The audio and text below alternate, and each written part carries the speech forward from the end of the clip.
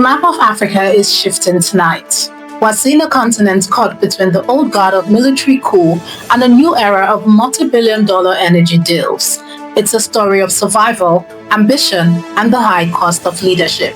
This is the African News Update on Top Accolade News. For headlines, Benin jails soldiers after failed coup attempt. Peter Obi blames leadership for Nigeria's 18 million unemployed youth. Sudan civilian group unite in Nairobi to demand end to war. AFDB secures $11 billion for African Development Fund.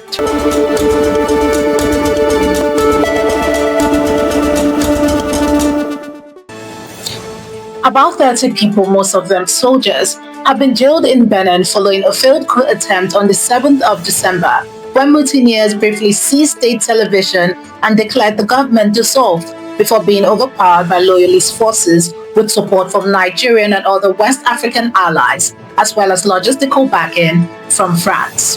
The accused were remanded in custody on Tuesday after a pre-trial hearing facing charges including treason, murder, and endangering state security, while the alleged ringleader, Lieutenant Colonel Pascal Tigri, remains at large, with authorities saying he fled to Lomé and requesting his extradition from Togo. The plotters accused President Patrice Talon of failing to address insecurity in the north, cutting public services, and suppressing political activity.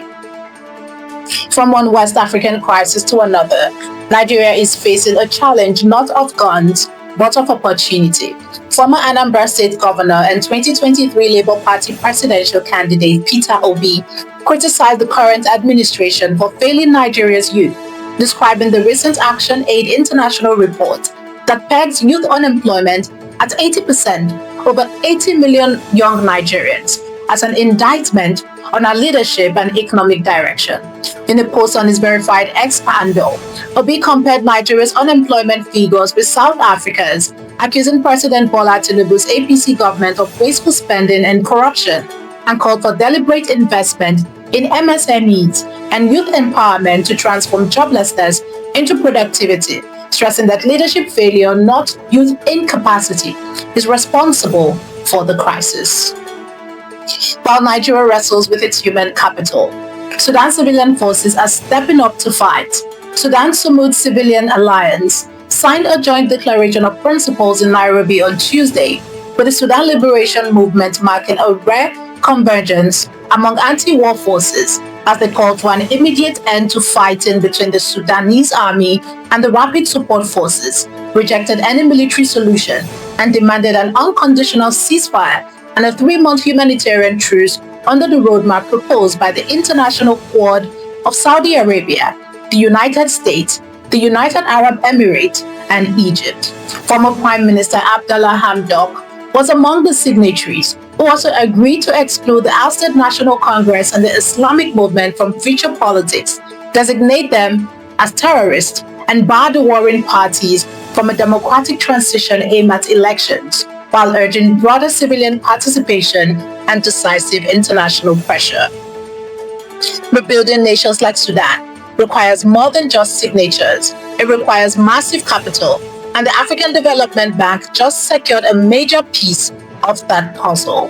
The African Development Bank announced on Tuesday that it has raised $11 billion for the African Development Fund, which provides grant and concessional loans to low-income countries, surpassing the $8.9 billion raised in 2022, but failing short of its initial $25 billion target.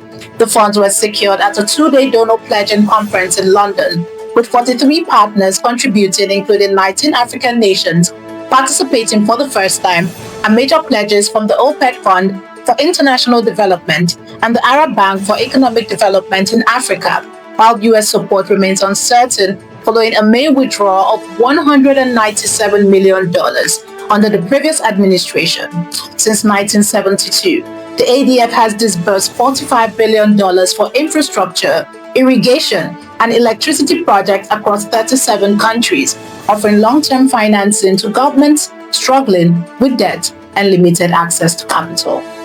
You're watching the African News Update on Top Accolade News. Do stay with us. Still to come.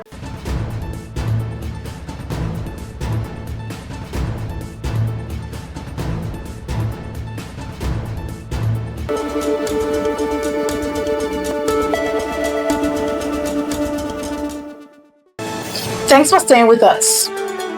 Uganda's state-owned Uganda National Oil Company, UNOC, plans to borrow $2 billion from Vito Baron EC, a unit of global commodities trader Vito, to finance major energy and infrastructure projects including a domestic crude oil refinery, roads, fuel storage facilities, and the petroleum pipeline extension to Kampala, as the country prepares to start commercial oil production next year.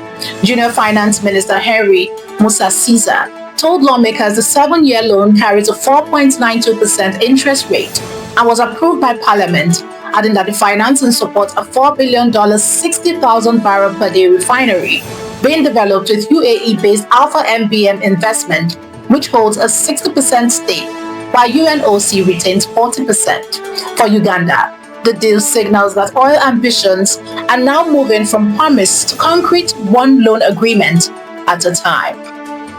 Speaking of strategy, India's Prime Minister Narendra Modi is on the move as he arrives in Ethiopia on Tuesday for a 2-day visit aimed at strengthening bilateral relations, holding talks with Prime Minister Abiy Ahmed, meeting the Indian community in Addis Ababa, and planning to address a joint session of parliament as New Delhi positions Ethiopia as a key economic and geostrategic partner in Africa amid competition with China. Ethiopia's role as host of the African Union, its 2024 entry into the expanded BRIC bloc, and its largely untapped reserve of critical minerals have made it central to India's ambition, with over 175 Indian companies already operating there and growing interest in mining, pharmaceuticals, agro-processing, and light industry, alongside India's push for wider African market access through AFCFTA. Johannesburg mourns a local figure whose life ended far too soon. Former radio DJ Warwick Stock, popularly known as DJ Warras, was shot and killed outside the Carlton Centre in central Johannesburg after stepping out of his vehicle while inspecting a building guarded by his security company, with police saying he was approached by 3 unidentified suspects and shot before the attackers fled on foot. The shooting, carried out by occupants of a passing vehicle, has left the motive unclear, and no arrests have been made, as tribute poured in from friends and public figures who described Warras as loving and compassionate, another life cut short in a city where violence is often too loud than justice. And finally, Senegal's fullback, Eli Kamara, has been ruled out of the African Cup of Nations final due to injuries. The Senegalese Football Federation confirmed on Tuesday, while striker Assane Diao also faces uncertainty after sustaining an injury for Como against AS Roma in Syria, prompting the coach to request that Senegal avoid selecting the 20-year-old for the tournament in Morocco. Senegal, drawn in Group D alongside Benin, Botswana, and the Democratic Republic of Congo, will open their campaign against Botswana in next Tuesday. Whether it's the struggle of a job in Lagos or the fight for ceasefire in Khartoum, the Pulse of Africa remains resilient. I am Ojoromi Okoja, and this is the African News on Top Accolade News, keeping you connected to the pulse of the continent.